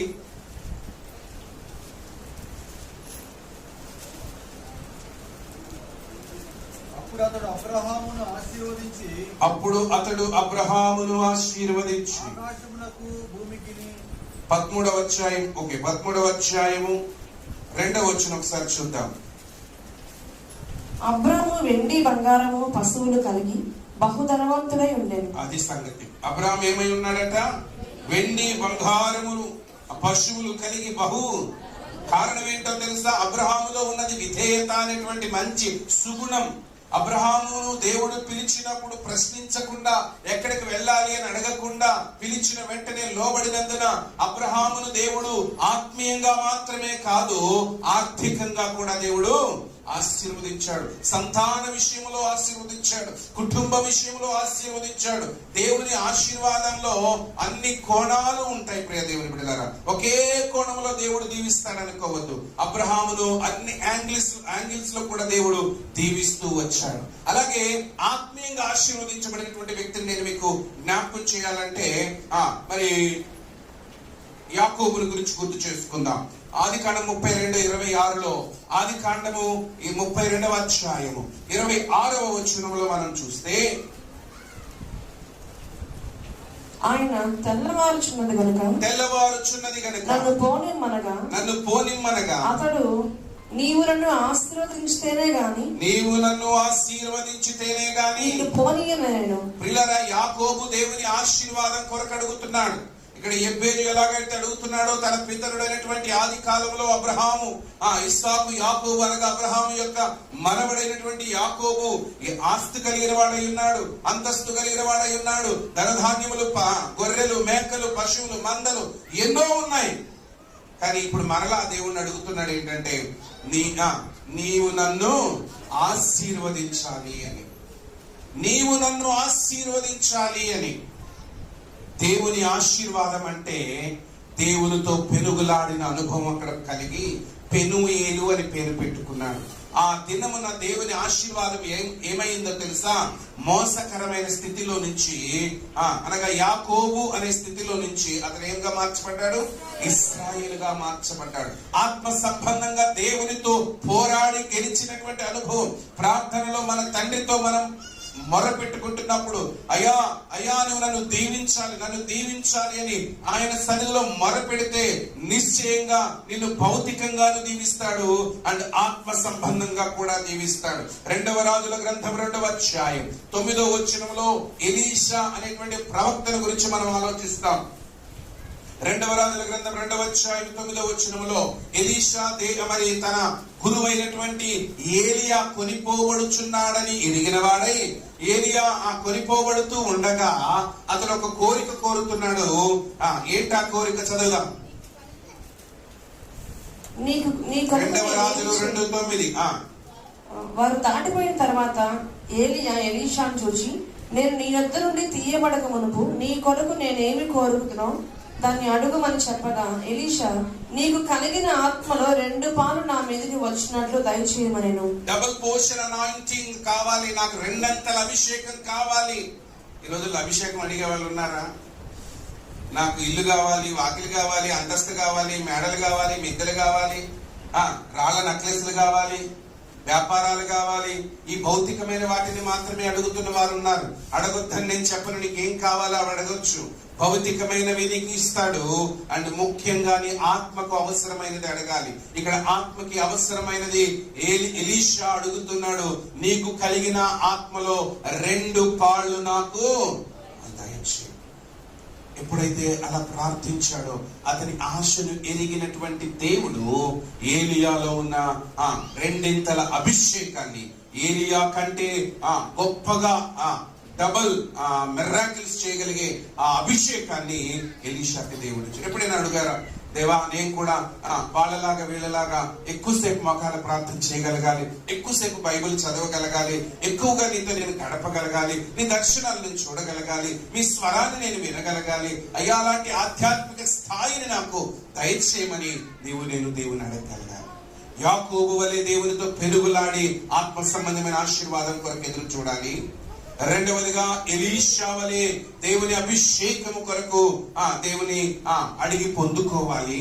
మూడవదిగా గుర్తు చేస్తాను, దావీదు భక్తుడు ఒక మాట దేవుని సందులో విన్నవించుకున్నాడు. 2వ సమూయేలు గ్రంథంలో 7వ అధ్యాయము 29వ వచనంలో, 2వ సమూయేలు గ్రంథం 7వ అధ్యాయం 29వ వచనం అంటున్నాడు కదా, నీ దాసుడైన నా కుటుంబము నిత్యము నీ సన్నిధిని ఉండునట్లుగా దానిని ఆశీర్వదించుమయ్యా. నీ దాసుడైన నా కుటుంబము ఎక్కడుండాలని ఆశ చెప్పాలి. ఎక్కడుండాలి? దేవుని సన్నిధిలో. కారణం ఏంటో తెలుసా? దేవుని సన్నిధిలో సంపూర్ణ సంతోషం ఉంది. దేవుని సన్నిధిలో పర్వతాలు సహితం మైనము వలె కరిగిపోతాయి. దేవుని సన్నిధిలోనికి వచ్చాక నీ సమస్య తీర్చబడదు అన్నటువంటి అనుమానమే లేదు. ఆయన ఖచ్చితంగా తీరుస్తాడు. ఇక్కడ ఆత్మ సంబంధంగా ఆశీర్వాదాలు అడిగిన యాకోబును గుర్తు చేశాను. 2 ఎలీషా, 3 దావీదు. నా కుటుంబం నీ సన్నిధిలో ఉండాలి. విధేయత చూపిన అబ్రహాము ధనవంతుడుగా చేయబడ్డాడు, జనములకు తండ్రిగా మార్చబడ్డాడు. విధేయత లేకుండా, ప్రార్థనా జీవితం లేకుండా, దేవునితో పెనుగులాడకుండా, దేవుని సందులో గోచాడకుండా ఒట్టిగా ఆశీర్వాదాలు రమ్మంటే రావు. సేవకులు చేయబెట్టినంత మాత్రానో, మందిరానికి వచ్చినంత మాత్రానో నీవు ఆశీర్వదించబడవు.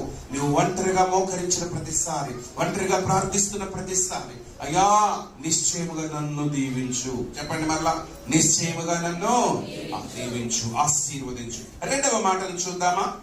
2వ మాట మొదటి దినవృత్తాంతములు 4:10లో, నా సరిహద్దును విశాలపరచుము. ఏమిటంట? Enlarge my coast or enlarge my territories అనేటువంటి మాట వాడతాడు. అయ్యా నా సరిహద్దులు విశాలపరచు. దీనిని ఏమంటారంటే ఎక్స్పాన్షన్. ఈ మందిరం కూడా రోజు రోజుకి ఏమవుతా ఉంది? విస్తరిస్తుంది. చెప్పండి, ఏమవుతుంది? విస్తరిస్తుంది. నేను వచ్చినప్పుడు ఇక్కడికి ఉంది, తర్వాత అక్కడికైంది, తర్వాత అక్కడికైంది, తర్వాత ఇట్ అయింది. హల్లెలూయా. ఇంకా దేవుడు దీన్ని ఎట్టెట్టెట్టనో తీసుకెళ్ళగాక తన చిత్తానుసారంగా వృద్ధిలోనికి. భవనం పెరుగుతుంది, విశ్వాసులు పెరుగుతూ ఉన్నారు. భవనం పెరుగుతుంది, విశ్వాసులు పెరుగుతున్నారు. ఆత్మ కూడా ఏం కావాలా? చెప్పాలి. ఆత్మ ఏం కావాలా? పెరగాల. నీ విస్తరణ ఆత్మ సంబంధమైనదిగా ఉండాలి. సరిహద్దులు విశాలపరచబడడం అంటే నిన్ను దేవుడు విస్తరింప చేయడం, విశాలపరచబడడం. ఎవరికైనా ఇష్టం ఉంటుందా, కష్టం ఉంటుందా విశాలపరచబడడం? అందరికి ఇష్టమే కదా. చిన్న ఇంట్లోనే జీవితకాలం ఉండాలనుకుంటారు ఎవరైనా? చిన్న గుడిసె ఉంది అనుకోండి, ఏం కావాలనుకుంటారు? అంత రేకుల రూమ్ ఉంటే బాగుంటది. గుడిసె ఊరికే నీళ్లు పడి ఏమవుతుంది, తడుస్తా ఉంది, కురుస్తా ఉంది అని ఒక రేకుల ఇల్లు కావాలి అంటారు. రేకుల ఇల్లు వచ్చాక థ్యాంక్ యూ దేవుడా, వందనాలయ్యా, ఇక చాలు అంటారు ఎవరైనా? రేకులు పగిలి మళ్ళా మధ్యలో నుంచి అప్పుడప్పుడు ఎండాకాలం వేడి ఎక్కువైపోతుంది, ఈ రేకులు తీసేసి స్లాబ్ వేసుకునేటట్టు సహాయం చేయదేవుడా అంటారు. పాస్టర్ గారిని పిలుచుకెళ్ళి మళ్ళా కూర్చోబెట్టి ఏం చేస్తారు? ప్రార్థన చేపిస్తారు.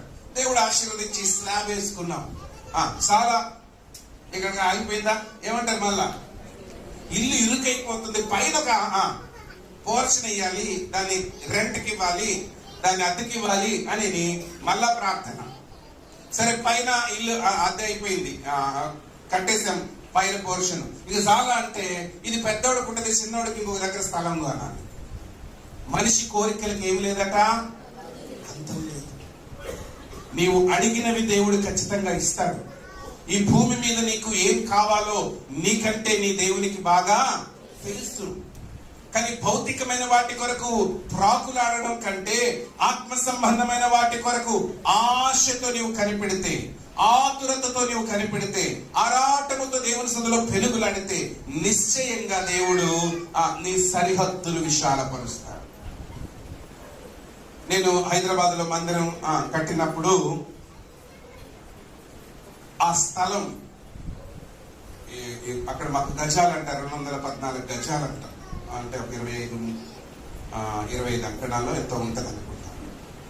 అయితే ఆ ప్రక్క స్థలంలో రోజు అడుగుపెట్టి ప్రార్థన చేసి, ప్రభా ఇది కూడా కావాలి, ఇది కూడా కావాలన్నారు.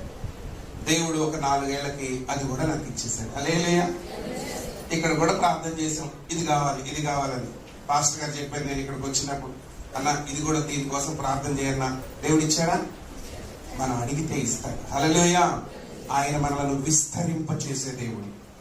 ఈరోజు ఒకప్పుడు నేను నెల్లూరులో మాత్రమే తెలుసు. ఈరోజు నన్ను దేవుడు ఎక్కడ దాకా తీసుకుపోయాడు చెప్పండి? హైదరాబాద్ దాకా తీసుకుపోయాడు. హల్లెలూయా. నన్ను ఆయన విస్తరింపజేశాడు. ఆయన పేరు పెట్టబడిన తన ప్రజలను దేవుడు విస్తరింపజేస్తాడు. ఇతరులకు ఉపయోగకరమైన వ్యక్తులుగా చేస్తాడు, ఆశీర్వాదకరమైన వ్యక్తులుగా చేస్తాడు. శారీరకంగా మనకు కావలసినటువంటి అన్ని విషయాలలో మనం విస్తరించబడతాం. కానీ మనం విస్తరించబడే కొద్దీ బిజీ అయిపోతుంటాం. బిజీ అయ్యే కొద్దీ దేవునికి సమయం ఇవ్వడం. ఒక ఆయన ఒక కంపెనీ పెట్టాడట, నమ్మకంగా మందిరానికి వస్తున్నాడు, దేవుణ్ణి ఆరాధిస్తున్నాడు, నమ్మకంగా దశమ భాగం ఇస్తున్నాడు. దేవుడు ఆయన ఆశీర్వదించి 2 కంపెనీలు ఇచ్చాడంట. ఇంకా కొంచెం బిజీ అయినా అప్పుడప్పుడు వస్తా ఉన్నాడు. 3 కంపెనీలు ఇచ్చినాడంట. ఎప్పుడో ఒకసారి వస్తున్నాడు. ఎప్పుడో ఒకసారి ఎప్పుడు కదిలించిన పాస్టర్ గారు ఎప్పుడు అడిగినా ఏమంటున్నాడు? బిజీ పాస్టర్ గారు, బిజీ పాస్టర్ గారు. నువ్వు ఒక్క కంపెనీ ఉన్నప్పుడు ఎంత నమ్మకంగా ఉన్నావో, 3 కంపెనీలు ఉన్నప్పుడు అంత నమ్మకంగా లేవు గనుక, దేవా ఈ బిడ్డ 2 కంపెనీలు మూసేసి మరలా ఒక్క కంపెనీ ఉన్నప్పుడు ఒక్క కంపెనీయే ఈ బిడ్డకు ఉంచు ప్రభువా అని అడగాల్సి వచ్చింది.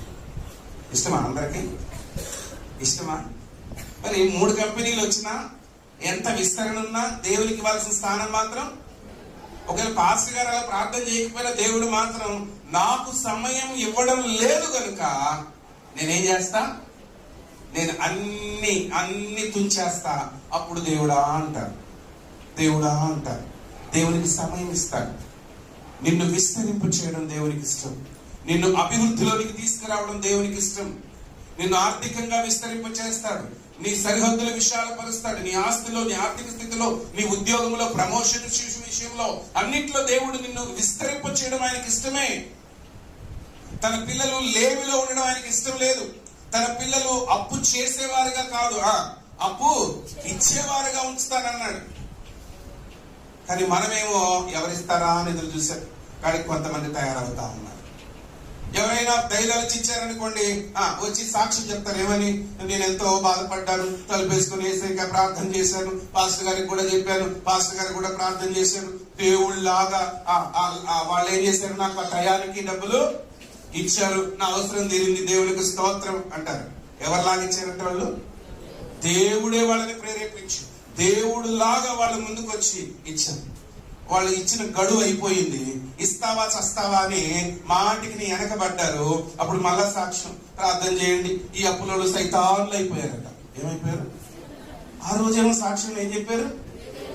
దేవుడే ప్రేరేపిస్తే అలా అప్పించినారండి. ఇప్పుడు వాళ్ళు టైం అయిపోయింది, ఇంకెప్పుడు ఇస్తామని గట్టిగా అడిగేసరికి ఇప్పుడు ఏం చేయాలా? అది సైతాన్లా. ఇది బుద్ధిహీనత. అసలు దేవుని పిల్లలమైన మనము అప్పుల జోలికి వెళ్ళకూడదని వాక్యం సెలవిస్తుంది. నీకు ఎంతుందో అంతలో సర్దుకొని బ్రతకాలే తప్ప నీ స్తోమతకు మించి అప్పుల్లోకి వెళ్ళకూడదు. పైగా దేవుని వాక్యం ఏం చెప్తుందో తెలుసా? నీ దేవుడిని యెహోవా మాట జాగ్రత్తగా వింటే నీవు అప్పు ఇచ్చెదవు గాని అప్పు చేయవు. దేవుడు ఆ స్థితికి నిన్ను విస్తరింప చేయనుగాక. నేను ఇంకా ఆత్మీయంగా మీకు చెప్పాలంటే, ప్రార్థనలో విస్తరించాలి, వాక్య అనుభవంలో నువ్వు విస్తరించాలి, దేవుని కొరకు ఫలించడంలో నువ్వు విస్తరించాలి, నీవు ఆత్మ వరములు పొందడంలో విస్తరించాలి, దేవుని సేవా కార్యక్రమాలలో నువ్వు విస్తరించాలి, ప్రభు కొరకు పని చేయడంలో నువ్వు విస్తరించాలి. ఇంకా ఇంకా ఇంకా ఎక్కువగా ప్రభువా నీ పని కొరకు నన్ను వాడుకో. హల్లెలూయా. అడగాలి ప్రభువుని. నేను చెప్తున్నాను 2 రకాలుగా. ఒకటి, ఆశీర్వాదము అనేది భౌతికంగాను ఆత్మీయంగాను దేవుడు మనకిస్తాడు. రెండవది, మనం విస్తరించాలన్నది దేవుని చిత్తమే. అది కూడా మనల్ని భౌతికంగా ఆశీర్వదిస్తాడు, ఆత్మీయంగాను ఆశీర్వదిస్తాడు. మనం ఆత్మీయంగా దేవునికి దగ్గరయ్యామనుకోండి, మనకి ఏ కొదువ లేకుండా సమృద్ధిలో మనల్ని ముందుకు తీసుకుని వెళ్ళి మన బ్రతుకులను ఉన్నతమైన స్థితికి మన దేవుడు తీసుకుని వెళతాడు. హల్లెలూయా. 3వ సంగతిని మనం చూద్దాం. అదే మొదటి దినవృత్తాంతముల గ్రంథం 4వ అధ్యాయం 10వ వచనం. నీ చెయ్యి నాకు తోడుగా ఉండ దయచేసి. అది 3వ మాట ఏంటి? నీ చెయ్యి నాకు తోడుగా ఉండ దయచేసి. Let your hand be with me. దేవా, నీ చెయ్యి నాకు తోడు ఉండాలయ్యా. మనం ఎవరు తోడు కావాలంటాం చెప్పండి? ప్రార్థనకి ఎందుకు రాలేదమ్మా అంటే, వాళ్ళు వస్తానన్నారు, రాలేదు, నాకు తోడు లేక నేను రాలేదు. ఈసారి చెప్తాను, మనుషుల తోడు శాశ్వతమైనది కాదు. ఒకప్పుడు పాస్టర్ గారు, ప్రతాప్ గారు కూడా చెప్తారు, నేను నెల్లూరు వెంకటేశ్వరం దాటిపోయినోడిని కాదు, ఇటు చెముడుగుండ దాటిపోయినోడిని కాదు. మా ఇంట్లో మా అమ్మ గాని మా చిన్నాన్న గాని ఏదైనా పని ఉంటే ప్రతాప్ ఉన్నాడా సుమంత్ ఉన్నాడా అని చూస్తారు, కానీ సాల్మాన్ ఆడున్నా పని చెప్పరు. ఎందుకంటే నేను ఏ పని చేయలేను, నేను ఒక మూల కూర్చొని ఉంటాను. నాకు తొందరగా ఎవరు ఏ పని చెప్పరు మొదటి నుంచి కూడా. ఎందుకంటే వాళ్ళు చెప్పిన పని వంకరగానా చేస్తా, లేదా దాన్ని అసలు చేయకుండా అన్నా ఉంటా. అలాంటి నన్ను అంటగా నెల్లూరు పట్టణమే దాటి వెళ్ళడానికి భయపడే నన్ను దేవుడు ఇప్పుడు ఎక్కడ తీసుకెళ్ళిపోయాడు చెప్పండి? రాష్ట్రాలకు తిప్పుతా ఉన్నాడు దేవుడు, దేశాలు తిప్పుతా ఉన్నాడు దేవుడు. ఎందుకో తెలుసా? ఆయన మనలను దీవించి తన చేతిని మన మీద ఉంచాడు అనుకోండి, ఆయన బలమైన హస్తము మన మీదికి వస్తే ఇది ఎంతో గొప్ప అనుభవం. నేను దాదాపు ఒక 25 సంవత్సరాల క్రితం మా ఆత్మీయ తల్లి అన్నమ్మ గారు వారి మందిరం సూలూరుపేటలో నేను కొన్ని పరిస్థితుల వల్ల ఉపవాసముతో, అక్కడ 3వ అంతస్తులో ఉపవాస గది ఉంటది, అక్కడ కూర్చుని ఇంటికి వెళ్లకుండా ఏడుస్తూ ఉన్నా, ప్రార్థన చేస్తూ ఉన్నా. దేవుడు నాతో దర్శనమిచ్చి మాట్లాడుతూ వచ్చాడు. చాలా చాలా అనుభవాలు నాకు ఇచ్చాడు. ఆ అనుభవంలో ఒక అనుభవాన్ని మాత్రమే మీతో పంచుకుంటా. చాలా చాలా అనుభవాలు ఉన్నాయి. అయితే ఒక్క అనుభవం, అప్పుడప్పుడే పరిచర్యకి నేను అడుగు పెడుతున్న దినాలలో వాళ్ళు వీళ్ళు వచ్చి ప్రార్థన చేయించుకుంటే దేవుడు ఏదైనా నాకు చూపిస్తూ ఉండేవాడు, దేవుడు నాకు బయలుపరుస్తూ ఉండేవాడు. ఆ బయలుపరిచిన సంగతి వాళ్ళకి నేను చెప్పినప్పుడు దేవుడు దానిని స్థిరపరిచి నెరవేరుస్తూ ఉండగా రోజు రోజుకి మనుషులు పెరగడం మొదలయ్యారు. Podalakuru road pin mill centre పక్కన వీధి గౌతమ్ నగర్ 3వ వీధిలో ప్రతి మంగళవారం నేను కాలేజీకి వెళ్లకుండా మంగళవారం ఒక ఇంట్లో ప్రార్థన పెడితే 70-80 మంది వచ్చేసేవాళ్ళు అనమాట. అందరికీ ప్రార్థనలు చేసి దేవుడు బయలుపరిచిన సంగతులు చెబుతూ ఉండేవాడిని. అయితే ఆ దినాల్లో దేవుడు ఇంకా నన్ను వాడుకోవాలని నేను ప్రార్థన చేస్తుంటే అందరూ అయ్యా నాకు ఇక్కడ నొప్పి ఉంది, అక్కడ నొప్పి ఉంది, చేయి పెట్టి ప్రార్థన చేయి అనేవాళ్ళు. కానీ చెయ్యి పెట్టి ప్రార్థన చేయడం అన్నది అప్పటి సేవకులు నాకు బోధించిన విధానాన్ని బట్టి దేవుని అనుమతి లేకుండా చెయ్యి పెట్టి ప్రార్థన చేయకూడదు అని దైవజనులు నాకు చెప్పున్నారు. దానికోసం నేను కనిపెట్టి ప్రార్థన చేస్తూ ఉన్నాను. 7 రోజులు లిక్విడ్స్ తీసుకుంటూ ఆ సూలూరుపేటలో మేడగదిలో చేరి దేవుణ్ణి అడుగుతూ ఉండగా ఒక దినం దేవుని దర్శనం నాకు కలిగింది. ఏంటంటే నేను అనేకుల మీద చేతులుంచి ప్రార్థిస్తున్నప్పుడు దేవుడు అద్భుత కార్యం చేయడం నేను కళ్ళతో చూశాను. చూసినప్పుడు నాకు కంగారు అనిపించింది. ఆ తర్వాత ఇంకా ప్రార్థన చేస్తూ ఉంటే నా చుట్టూ కూడా ఒక కంచె వేయబడినట్టు కనబడింది. దేవుని స్తుతించాను, అయినా సరిపోలేదు. మరలా ప్రభువుని అడుగుతూ ఉండగా అప్పుడు ప్రభు హస్తం నా మీద, నా హస్తము జనుల మీద ఉండడం నేను చూశాను. హల్లెలూయా. ఆత్మీయ తల్లితో ఆ విషయాలు పంచుకున్నాను. దేవుడు నిన్ను పరిచర్యలో విస్తరించి వాడుకోబోతున్నాను నాయన అని చెప్పారు. అక్కడికి అయిపోయింది, కానీ నేను చేతులు పెట్టడం మొదలు పెట్టలా. ఒక రోజు కాలేజీకి వెళ్ళి మధ్యాహ్నం ప్రార్థన అవుతుంది. కాలేజ్ నుంచి హడావిడిగా వచ్చేసి ప్రార్థన జరుగుతూ ఉంది. ఆ ప్రార్థనలోకి వెళ్ళి కూర్చున్నాను. ఆత్మీయ తల్లి అక్కడ ఉన్నారు, అందరూ ఉన్నారు. అదే సమయంలో ఒక వ్యక్తి దురాత్మ చేత పీడించబడుతూ ఆమెకి విడుదల ప్రార్థన చేస్తున్నారు ఆత్మీయ తల్లి గారు, ఇంకా కొంతమంది సేవకురాండ్రు అక్కడ. నేను కాలేజ్ పుస్తకాలు పట్టుకున్నా, వాటితో బైబిల్ కూడా ఉంది. లోపలికి వెళ్ళి అక్కడ ప్రార్థనలో కూర్చోవడం మొదలు పెట్టగానే ఆ దురాత్మ పట్టిన వ్యక్తి వచ్చేయడమ్మా ఈయన కూడా అన్నది. ఏంది వచ్చేయడమ్మా ఈయన కూడా బయలుదేరాడు నన్ను జరగడానికి అనింది. అప్పుడు మా ఆత్మీయత ఇలా చూసింది, నన్ను గురించి రానింది. దగ్గరికి వెళ్ళాను, చేయి జాపానింది, చేయి జాపాను. తన చేతిలో ఉన్న నూనె నా చేతిలో పోసి ప్రార్థన చేయనింది. అంటే నేను ఇంతవరకు ఒక్కరి మీద కూడా చేయి పెట్టలా, ఇప్పుడు ఏకంగా ఎవరి మీద పెట్టాలా? కంగారు, భయం, చేయనింది. దేవునికి మహిమ కలుగును గాక. అది మొదటి అనుభవం. అదే విచిత్రమో తెలుసా, నేను ఆ రోజు నుంచి ఎవరి మీద చేయి పెడితే అలా దురాత్మే ఉండేది. చేయి పెట్టమని కోరుకున్న వాళ్ళంతా భయపడతాం మొదలు పెట్టారు. నేను చేయి పెట్టగానే వాళ్ళకి దురాత్మ బయటపడేది. తర్వాత దేవుని కృపను బట్టి నేను ఎందుకు ఈ అనుభవం చెప్తున్నానంటే, దేవుని హస్తం మన మీద ఉంటే ఆత్మ సంబంధంగా లోకపు శక్తులన్నిటిని మనం జయించగలుగుతాం. ఎవరు చేయి మనకు తోడు ఉండాలా? అమ్మ తోడు శాశ్వతం కాదు, చెప్పాలి. నాన్న తోడు శాశ్వతం కాదు. మనం ఊహించగలమా మన వాళ్ళు మనకు తోడుగా లేరు అనే సంగతిని మనం ఊహించగలమా? ఊహించలేము. కానీ ఆశ్చర్యం ఏంటో తెలుసా? ఆశ్చర్యకరమైన సంగతి ఏంటో తెలుసా? ఎవరు లేకపోయినా మనం బ్రతకగలం. కానీ మన దేవుడు అమ్మ లేకపోయినా, నాన్న లేకపోయినా, ఎవరు లేకపోయినా నీ బ్రతుకగలను. అమ్మ లేకపోయినా, నాన్న లేకపోయినా, ఎవరు లేకపోయినా నీ బ్రతుకగలను. నీవు లేకపోతే క్షణమైన కూడా, నీవు లేకపోతే క్షణమైన కూడా బ్రతుకలేను స్నేహితుడా,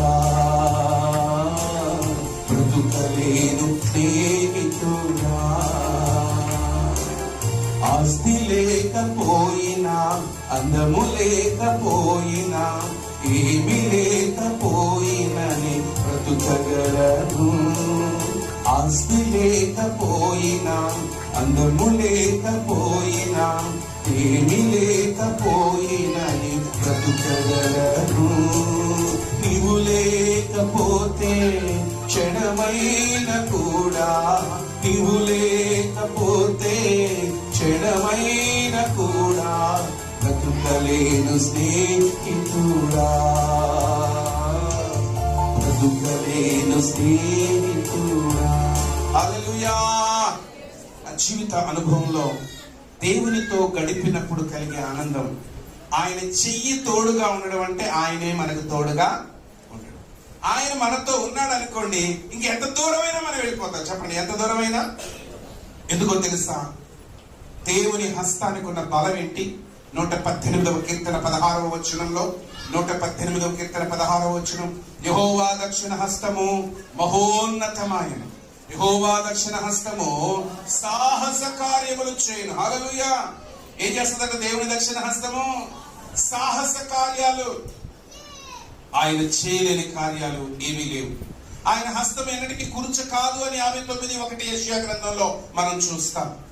యెషయా గ్రంథం 41:10లో మనం చూస్తాం, నీతి అను నా దక్షిణ హస్తముతో నిన్ను ఆదుకుంటానని ప్రభు చెప్పాడు. నీతి అనే నా దక్షిణ హస్తముతో నిన్ను ఆదుకుంటానని ప్రభు చెప్పాడు.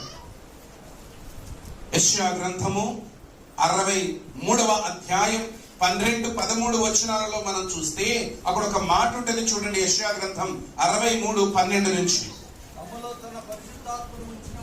తమలో తమ పరిశుద్ధాత్మను ఉంచిన వాడేడి, మోషే కుడి చేతి వైపున మహిమగల తన బాహువును పోలిచ్చిన వాడేడి. హల్లెలూయా. ఈ మాట చదివినప్పుడల్లా దేవుని నేను స్తుతిస్తా. ఎబ్బేజు తన తల్లికి వేదన కలిగించి పుట్టినట్టుగా నా పెద్ద కుమారుడు కూడా మా అందరికి కంగారు పుట్టించి పుట్టాడు. ఆయన వాళ్ళమ్మకి మరణ గంఠం కలిగింది. అందరికీ కలిగేటువంటి సాధారణమైన ప్రసవం కంటే ప్రమాదకరమైన ప్రసవం నా భార్యకి మొదటి కాన్పులో జరిగింది. 3వ నెల నుంచి కాలు నరం పట్టేసింది. మనిషిని పక్కకి తిప్పాలి, పడుకున్న మనిషిని ప్రక్కకి తిప్పాలి. డాక్టర్లు చెప్పారు ఇది డెలివరీ టైంలో వచ్చింది, ఇక డెలివరీ అయిన తర్వాతే పోతుంది అన్నారు.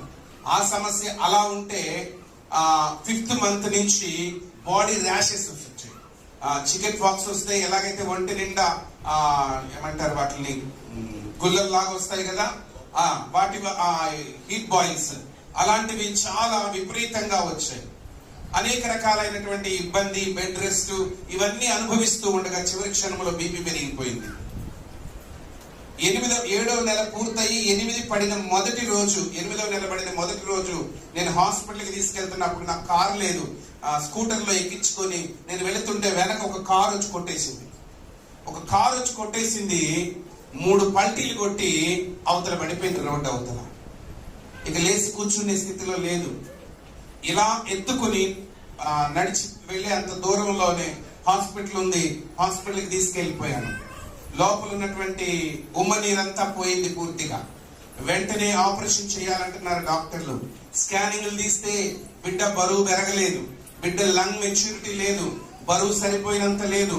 ఆపరేషన్ చేసి బిడ్డను తీసేస్తేనే తల్లికి క్షేమం, లేకపోతే తల్లికి కూడా ప్రమాదం. బిడ్డకి అసలు ఇంకా క్షేమమే లేదు. బిడ్డను తీసి పక్కకు పడేయాలి. మీరు ఎన్ని లక్షలు పెట్టి బతికించుకుంటారో మీ ఇష్టం, మేము తల్లిని కాపాడడానికి ప్రయత్నిస్తామని అన్నారు డాక్టర్లు. 3వ నెల గర్భిణిగా ఉన్నప్పుడే అంశుమతి మేరీ తల్లి గారు, దైవజనరాలు గారు మా ఇంటికి వచ్చినప్పుడు అన్నారు, దేవుడు నీకు కుమారుని ఇస్తున్నాడు అని చెప్పారు. హల్లెలూయా. సచిన కొడుకునిస్తాడా నాకు? నేను డాక్టర్తో అన్నాను, ఆ డాక్టర్ బాగా పరిచయిస్తున్నారు. అక్క, వైద్యపరంగా మీరు ఏం చేస్తారో చేయండి, దేవుడు చూసుకుంటాడు.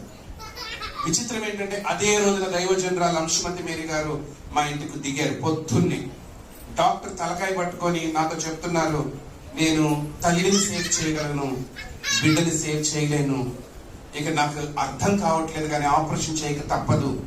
అలాంటి పరిస్థితుల్లో అంశుమతి మేరీ గారు ప్రార్థన చేసి థియేటర్లోకి పంపించి గదిలో మేమందరం ప్రార్థన చేస్తుండగా ఇదిగో ఇప్పుడు చదివిన ఈ వాక్యం యెషయా గ్రంథం 63:12 మోషే కుడి చేతి వైపున మహిమగల తన బాహువును పోనిచ్చిన వాడేడి అనే మాట దైవజనరాలు చదివి దేవుని హస్తం అక్కడ పనిచేస్తా ఉంది. డాక్టర్ల హస్తాలు కాదు, అక్కడ దేవుని హస్తం థియేటర్లో ఉంది అని చెప్పినప్పుడు మేమందరం చేతులెత్తి ప్రార్థన చేస్తా ఉన్నాం. గదిలో అక్కడ ప్రమాదకరమైనటువంటి కానుపు అవుతా ఉంది. విచిత్రం ఏంటంటే నర్సులు ఆయంలో వచ్చి బాబు పుట్టాడని చెప్పారు. తీసుకొచ్చి మా చేతులు పెట్టగానే, దేవా డాక్టర్లు చెప్తున్నారు గ్యారంటీ లేదని, కానీ ఇంకా పూర్తిగా శుభ్రం చేయకముందే ఈ బిడ్డని నీ సేవకు సమర్పిస్తున్నా, బ్రతికించి నీ సేవకు వాడుకో అని చెప్పి వెంటనే దైవజనరాలు అంశుమతమ్మ చేతిలో పెట్టేసి అక్కడ పేరు పెట్టండి అన్నాను. వెంటనే అప్పటికప్పుడే అభిషేకంతో పుట్టాడు, అందరికీ ఆనందాన్ని ఇస్తాడు అని అభిషేక్ ఆహ్లాద్ అని పేరు పెట్టేశారు. వెంటనే ఇంక్యుబేటర్ లోకి తీసుకెళ్లిపోయారు. ఇంక్యుబేటర్ లో కొద్ది రోజులు ఉంచారు. రూమ్ హీటర్ లో 1 month ఉంచారు. చాలా ప్రమాదకరమైన పరిస్థితుల్లో ఇప్పుడు తర్వాత ఏమయ్యాడు, ఇప్పుడు మీ అందరికి మీలో చాలా మందికి తెలుసు. 3 సంవత్సరాల వయసులోనే ఒక పాట రాసేశాడు, టీవీలో వాయిద్యం వాయించేశాడు. ఇప్పుడు దేవుని మహాకృపను బట్టి దేవుని సేవలో ఒక భాగం అయి ఉన్నాడు నా కొడుకు. హల్లెలూయా. నేను ఇక్కడ మీకు చెబుతున్న సంగతి ఏంటో తెలుసా? మోషే కుడి చేతి వైపున మహిమ కలిగిన బాహువును పోనిచ్చిన దేవుడు ఈరోజు మన మీద కూడా తన హస్తమును ఉంచితే సదా మనం ఆశీర్వాదకరంగా ఉంటాం. సదా మనం ఎవరి తోడు కోసం ప్రాకులాడొద్దు, దేవుని తోడు మనకి సరిపోతుంది. హల్లెలూయా, హల్లెలూయా. ఇంకా చివరి మాట చెప్పి నేను ముగిస్తాను. 4వ సంగతి చదువుదామా? 1 దినవృత్తాంతములు 4వ అధ్యాయం 10వ వచనం. నాకు కీడు రాకుండా దానిలో నుండి తప్పించు. నాకు కీడు రాకుండా దానిలో నుండి నన్ను తప్పించు. కీడు ఎప్పుడు వస్తుందో మనకేమన్నా తెలుసా? చెప్పు వస్తుందా కీడు?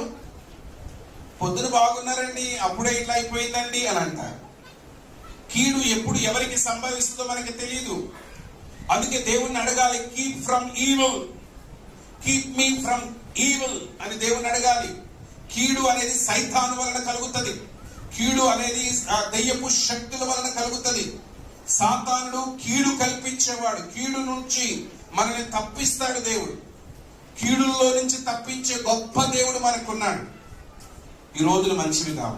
ఎఫెసీయులకు రాసిన పత్రిక 5:15 ఒక మాట ఉంటది.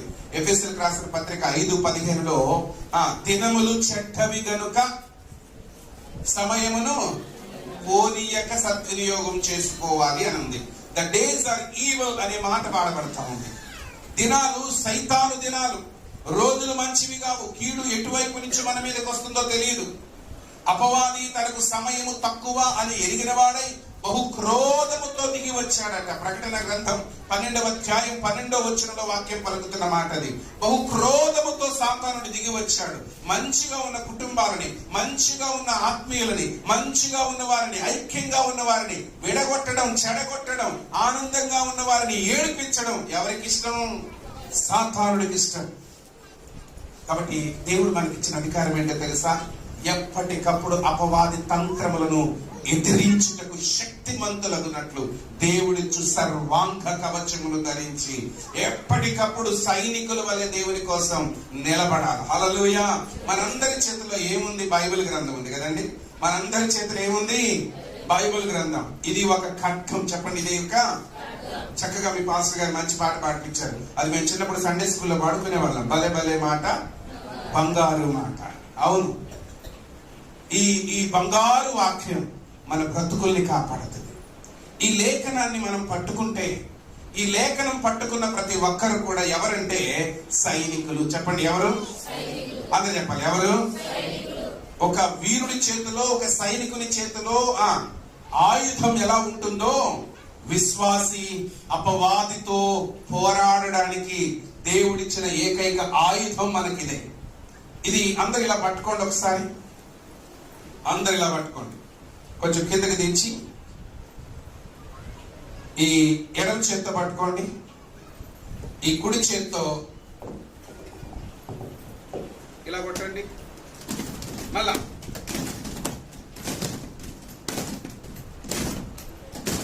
పడతా ఉండండి. ఈ శబ్దం ఎక్కడ వింటారు మీరు? ఈ శబ్దం వచ్చిందంటే ఎలా ఉండాలా? హలో కదా. సైనికులు నడుస్తుంటే ఈ శబ్దం వస్తుంది. హల్లెలూయా. బైబిల్ గ్రంథం ఎవరి చేతిలో ఉందో వాళ్ళందరూ ఏం కలిగి ఉన్నారు చెప్పండి? మనం సైనికులం. భయపెట్టే వాళ్ళం కానీ భయపడే వాళ్ళం. కీడులు వస్తున్నాయా? ప్రార్థన చేస్తే చాలు, కీడులు ఏమైపోతాయి? మీ అందరికి తెలుసు, గుర్తు చేసి ముగిస్తాను. యోనా గ్రంథంలో ఆ పట్టణం మీదకి కీడు రాబోతోందని యోనా ద్వారా దేవుడు ఒక ప్రకటన వాళ్ళకి ఇచ్చాడు. వచ్చిందా కీడు? చెప్పాలి, వచ్చిందా? రాలే. ఎందుకు రాలేదు? వారు పశ్చాత్తాపడినందున, వారు దేవునికి ప్రార్థన చేసినందున. ఒకవేళ అప్పుడప్పుడు దైవజనుల ద్వారా ఇదిగో నీ ఇంట్లో కీడు పొంచుందని కళ ద్వారానో, దర్శనం ద్వారానో, ప్రవచనం ద్వారా దేవుడు చెప్తే అది జరగాలని లేదు. దేవుడు కీడుల గురించి ముందుగా చెప్పాడంటే తప్పించమని ప్రార్థన చేయడానికి. నినివే పట్టణం మీదకి కీడు రాబోతోందని దేవుడు ముందుగా చెప్పాడు. ఆ పట్టణస్థులందరూ కూడా ఏం చేశారట? పశ్చాత్తాపడ్డారు. ఆ పట్టణస్థులందరూ కన్నీరు కార్చారు, ఉపవాసం ఉన్నారు. కీడు ఏమైందట? వారి నుంచి తొలగిపోయింది. ఈరోజు నీవు కూడా దేవుని సన్నిధిలో మొరపెడితే కీడు రాకుండా, కీడు వచ్చాక ప్రార్థన చేయడం కాదండి. ఎప్పుడు చేయాలా? రాకముందే. ఎబ్బేజు కీడు రాకముందే ప్రార్థన చేశాడు. 4 సంగతులు అడిగాడు. అందరూ చెప్పాలి. 1, ఏమని అడిగాడు? నిశ్చయముగా నీవు నన్ను ఆశీర్వదించు. 2, ఏమడుగుతున్నాడు? నా సరిహద్దులను విశాలపరచు. 3వది ఏమడుగుతున్నాడు? నీ చెయ్యి నాకు తోడుగా ఉండాలి. 4వది ఏమని అడుగుతున్నాడు? ఏ కీడు రాకుండా దానిని నన్ను. ఇప్పుడు చదవండి. అతడు మనవి చేసిన దానిని యెహోవా అతనికి, చెప్పాలి, యెహోవా అతనికి. మరి మనం చేస్తానే ఉన్నాం చాలా సంగతులు. దేవుడు ఎందుకో మనకి దయచేయడం లేదు. కారణం ఏంటో తెలుసా? దేవునికి లోబడే స్వభావం లేక, దేవునికి విధేయత చూపే స్వభావం లేక, దేవునికి ప్రాధాన్యతనిచ్చే స్వభావము లేక ఎన్నోసార్లు మన అవిధేయత వలన మన ప్రార్థనలకు జవాబులు మనం పొందుకోలేకపోతున్నాం. తలలో వంచండి, కళ్ళు మూసుకోనండి. ప్రియ దేవుని బిడ్డ, ఈ మాటలు ప్రభు నీతో మాట్లాడాడు. నీ బ్రతుకులో ఒక అద్భుతమైనటువంటి కార్యం చూడాలని దేవుడు ఆశపడుతున్నాడు. ఈ రోజు నుంచి నీ ప్రార్థన విధానం మారాలని ప్రభు ఆశపడుతున్నాడు. ఈ రోజు నుంచి నీ భక్తి జీవితంలోని భాష మారాలి. సూటిగా ప్రభుని అడగాలి, సూటిగా ప్రభుని అడగాలి. నిశ్చయంగా నన్ను ఆశీర్వదించయ్యా. అబ్రహామును ఆశీర్వదించినట్లు, యాకోబును ఆశీర్వదించినట్లు, ఎలీషాను ఆశీర్వదించినట్లు, దావీదును ఆశీర్వదించినట్లు దేవా నన్ను ఆశీర్వదించు. తెరవండి, ఎవరు మౌనంగా ఉండకండి. ఈ ఉజ్జీవ కూడికలో నీ ప్రార్థన జీవితం జీవింపబడాలి. పడిపోయినటువంటి నీ ప్రార్థన బలిపీఠం తిరిగి కట్టబడాలని దేవుడు ఈ సందేశాన్ని ముందుకు తీసుకొచ్చాడు. ప్రియ దేవుని బిడ్డ, ఒకసారి నీ హృదయాన్ని పరీక్షించుకో. అయ్యా, నేను కొన్ని పరిస్థితుల వల్ల ప్రార్థనలో వెనకబడిపోయానయ్యా. సరైన విధానంలో ప్రార్థించలేకపోతున్నానయ్యా. అయ్యా, నేను పేజు వలె మా ఇంటోళ్ళందరిలో ఘనంగా ఉండాలయ్యా. అయ్యా, నా సహోదరులో నేను ఘనంగా ఉండాలి, నా సంఘములో నేను ఘనంగా ఉండాలి ప్రభువా. అవును ప్రియ దేవుని బిడ్డ, ఈ పేజు జీవితం మొదట వేదనకరమైన జీవితమే, బాధాకరమైన జీవితమే. కానీ అతడు చేసిన ప్రార్థన వలన అతడు ఘనము పొందిన వాడాయను, అతడు గొప్పవాడాయను. హల్లెలూయా, హల్లెలూయా. అయ్యా, నీ కృప దయచేయండి నాయనా, మీ కనికరం దయచేయండి నాయనా. ఎబేజులో ఉన్న భక్తి జీవితం, ఎబేజులో ఉన్న ప్రార్థన జీవితం మాకు దయచేయండి అయ్యా. నిశ్చయముగా మీరు మమ్మల్ని ఆశీర్వదించండి నాయనా. అయ్యా, మా సరిహద్దులను విశాలపరచండి నాయనా. మీ చెయ్యి మాకు తోడుగా ఉంచండి ప్రభువా. ఏ కీడు మా మీదకి రాకుండా మీరు కాపాడండి. ఈ లోక యాత్రలో కడవరకు నమ్మకంగా బ్రతుకుతూ మీ ఇష్టములు, మీ చిత్తములు నెరవేర్చినట్లు మీ పరిశుద్ధాత్మ సహాయం మా అందరికీ దయచేయమని వేడుకుంటున్నాం. స్థానిక సంఘాన్ని మీ చేతుల్లో పెడుతున్నాను. దైవజనులు జాన్ చిరంజీవి గారు సేవకురాలను బట్టి, కుటుంబాన్ని బట్టి వందనాలు. ఇంకను వారిని విస్తరింపచేయండి, వారి సరిహద్దులు విశాలపరచండి, విరివిగా పరిచయం కొనసాగించడం సహాయం చేయండి. ఈ సంఘములో చేరిన సభ్యులందరినీ దీవించండి. ఈ సంఘ పరిచయంలో సహాయపడుతున్న వారిని, సహకరిస్తున్న వారిని మెండుగా దీవించి ఆశీర్వదించి మహిమ, ఘనత, ప్రభావములు మీరు పొందమని యేసయ్య నామములో ప్రార్థిస్తున్నాము తండ్రి. ఆమేన్.